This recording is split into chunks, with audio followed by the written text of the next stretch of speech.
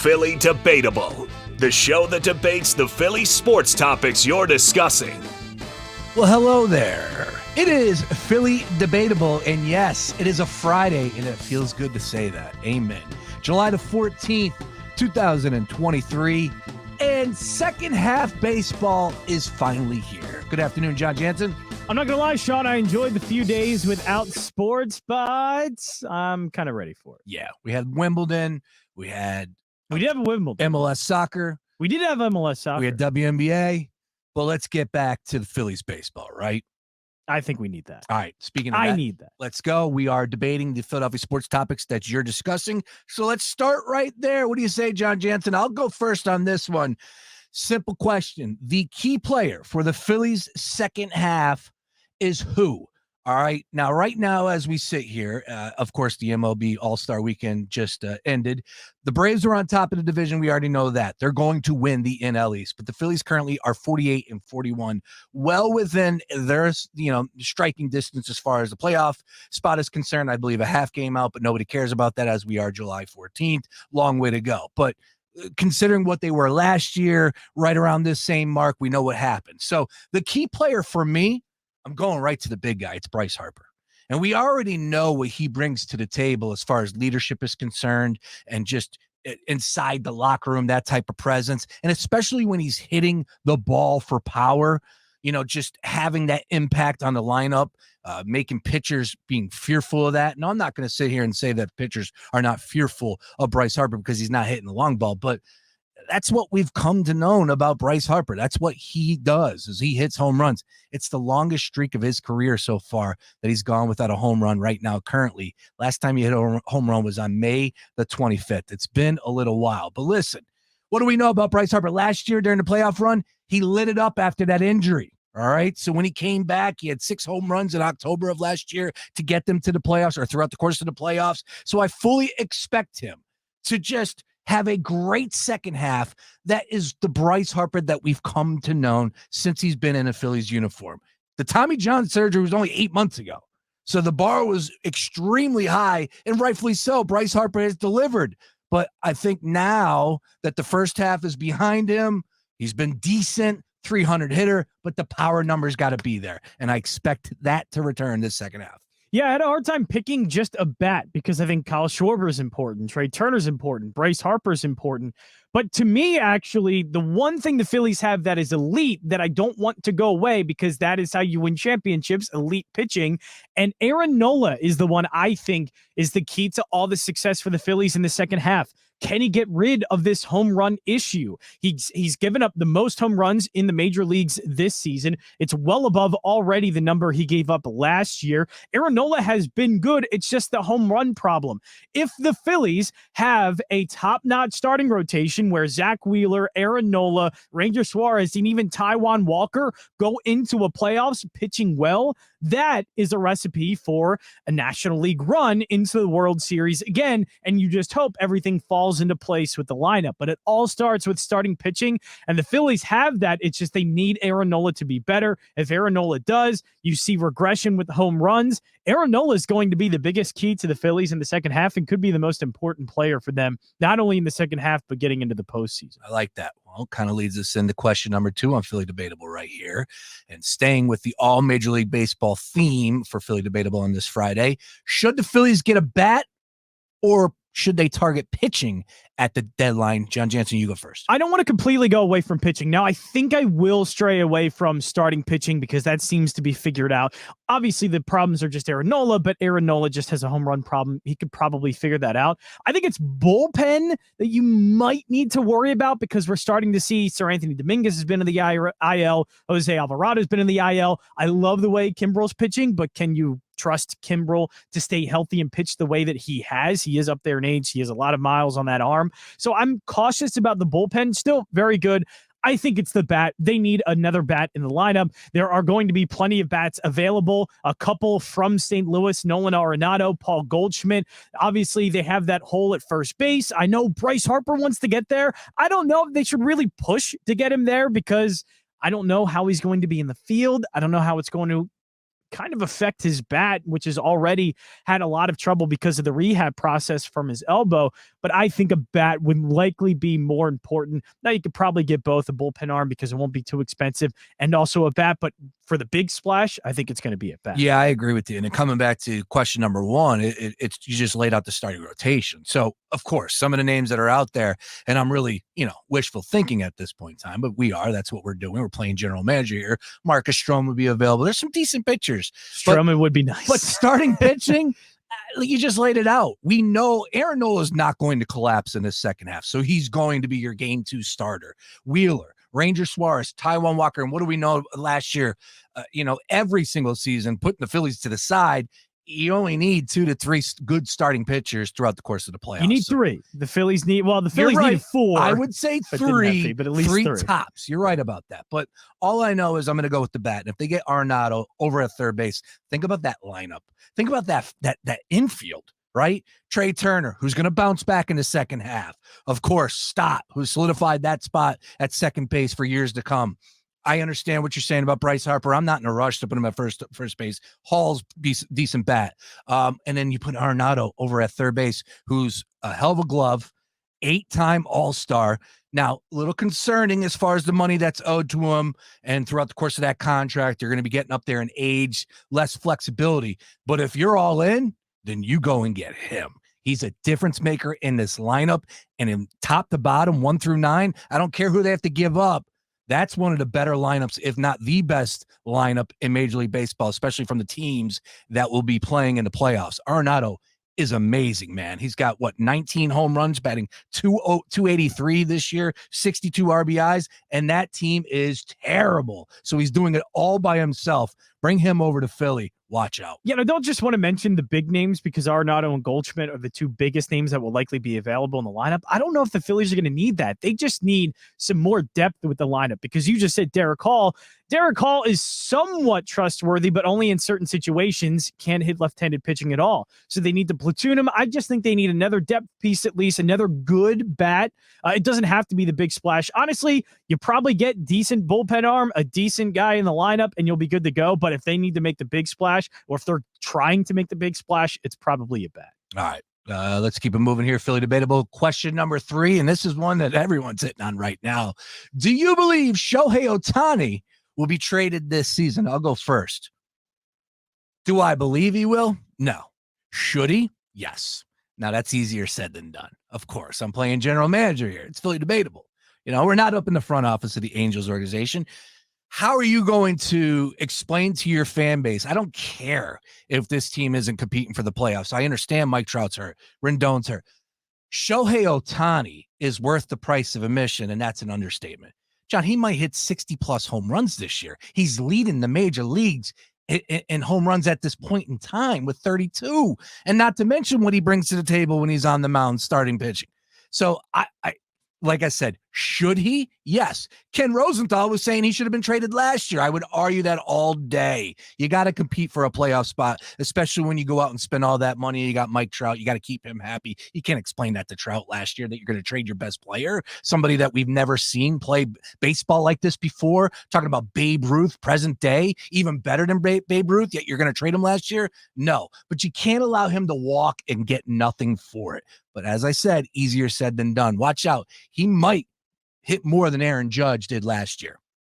But they are getting something from Shohei Ohtani, and even if they keep him for the season, Sean, what you would be trading away is one of the best assets, the best monetary asset you have had, the biggest face of your franchise that you will ever have in your organization, and you just let him go because of a few prospects.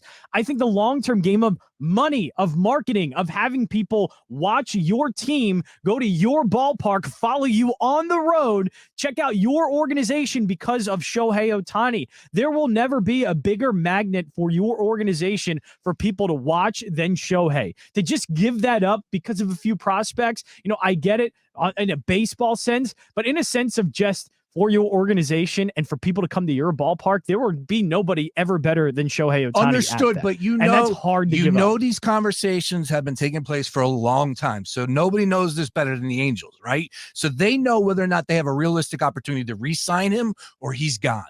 And if he's gone, how do you not get something in return? Well, How? Because you don't know if he's going to be gone, and if you don't know, yes, you might as well take the chance. How do you know that? Because you've been in these conversations from the beginning.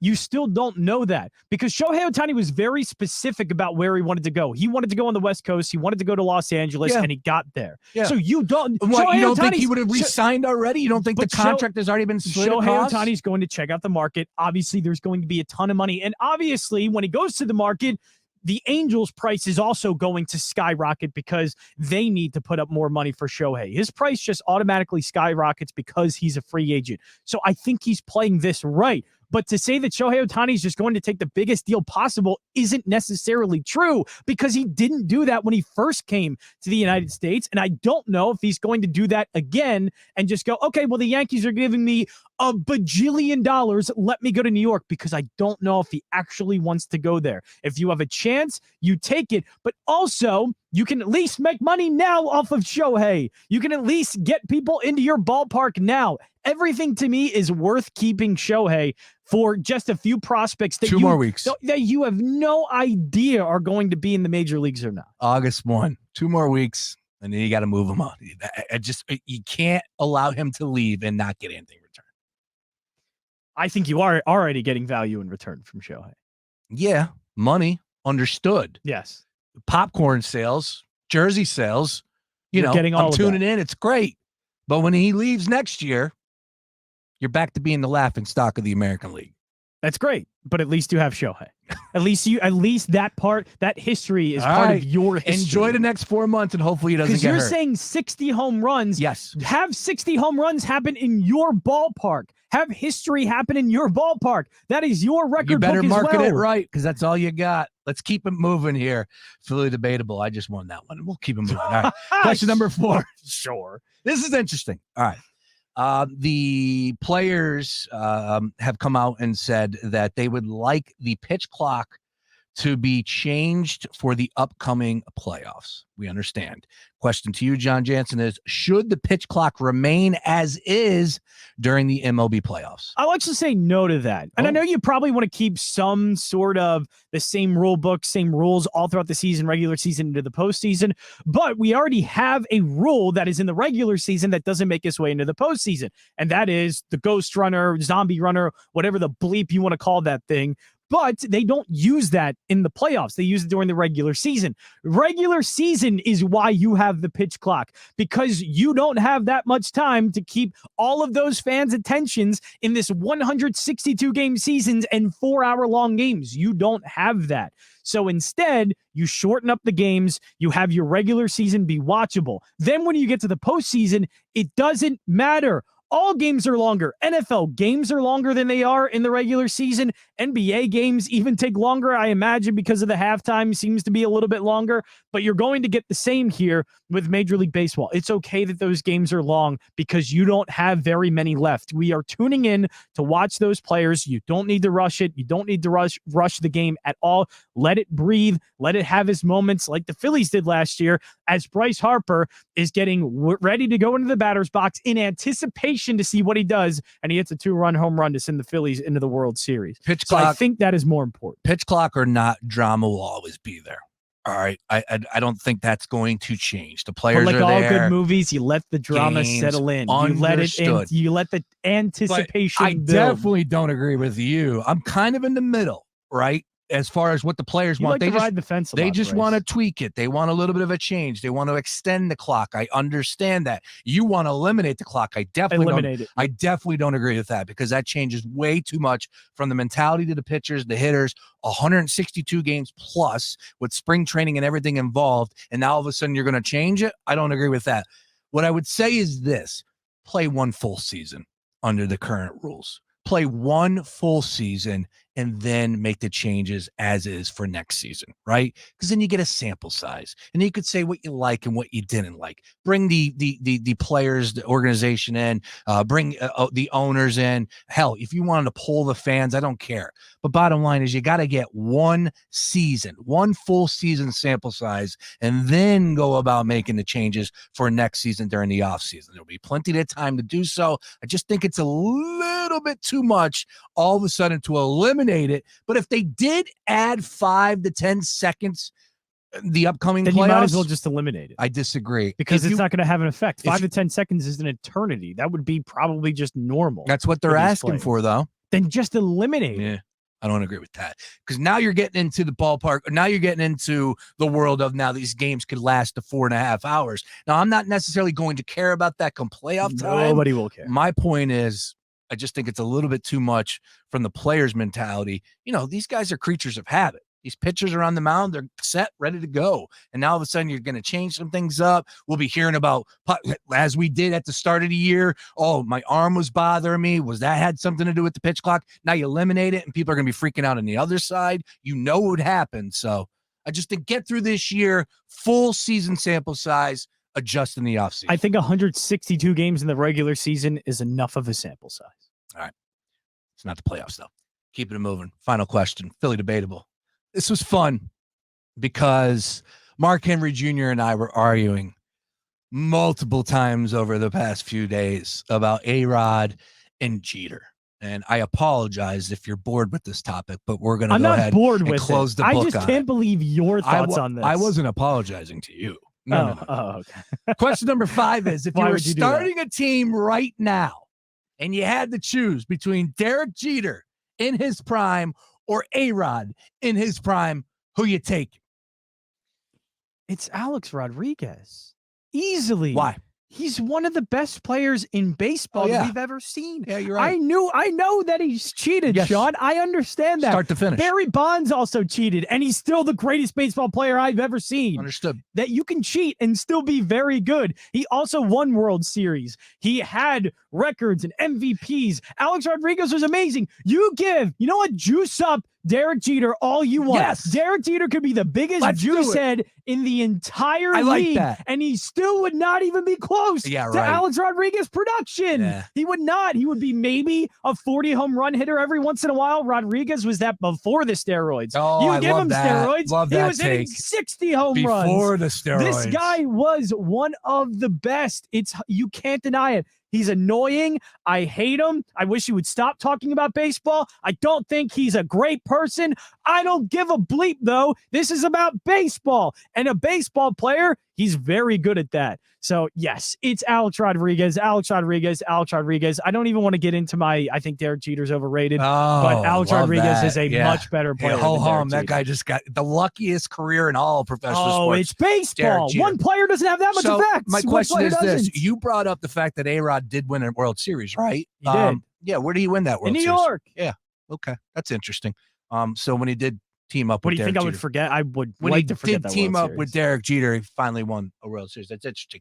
Also, I would say Derek Jeter needed Alex Rodriguez. The greatest ability is what? Availability.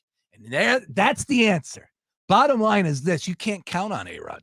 A-Rod could very well get benched tomorrow if you started your franchise today, and next thing you know, he's suspended for 162 games, and then all of a sudden he's suing Major League Baseball again, and it's ridiculous. It's absolutely ridiculous. All right? A-Rod was a cheater from start to finish. From the day that he was taking just the needle and the old school roids, where I want to stuff you in a locker, all the way down to the final at bat of his career when he was at some strip mall in Miami chasing around the biogenesis characters. Bottom line is this: A-Rod want nothing to do with them. All right? Nothing at all. Jeter is a winning player. He's a leader. He did it at New York. That's not easy. Took on the media, did it the right way. I don't care if 9 or 26 players are on a roster. I get it. Bottom line is, go ahead and ask any of those Yankee players, any one of them. I don't care who it is, whether it's Jason Giambi or Tino Martinez or Bernie Williams or Scott Brosius. Go down the list, A to Z. They would tell you that they would never have been that successful of a franchise if it wasn't for Derek Jeter.